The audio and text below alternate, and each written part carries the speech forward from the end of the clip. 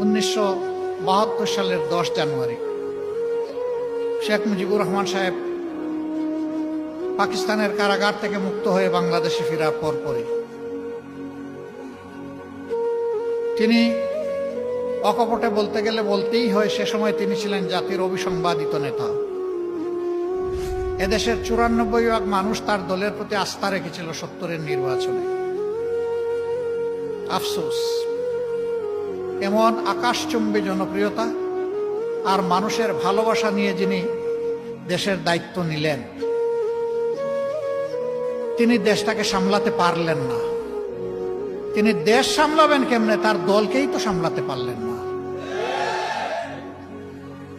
এই জন্য সেই দলটির ব্যাপারে আক্ষেপ করে উনি অনেক কষ্টের কথা বলে গেছেন যে বিশ্বে বিভিন্ন দেশ যখন স্বাধীন হয়, মানুষ তারা সম্পদের খনি পায়, আমি পেয়েছি ভিন্ন খনি।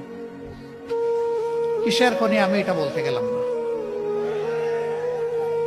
সম্মানিত ভাইরা, তিনি এও বলেছিলেন, কারে নিয়ে আমি সোনার বাংলা গড়ব, ডানে বায়ে সামনে পিছনে যার দিকে তাকাই একই চেহারা দেখতে পাই। তিনি তার জীবনের মূল্য দিয়ে এর প্রায়শ্চিত্ত করেছেন। অবশ্যই এইভাবে একটি পরিবারের নিহত হওয়াকে সভ্য বিশ্বে কেউ সমর্থন করে না।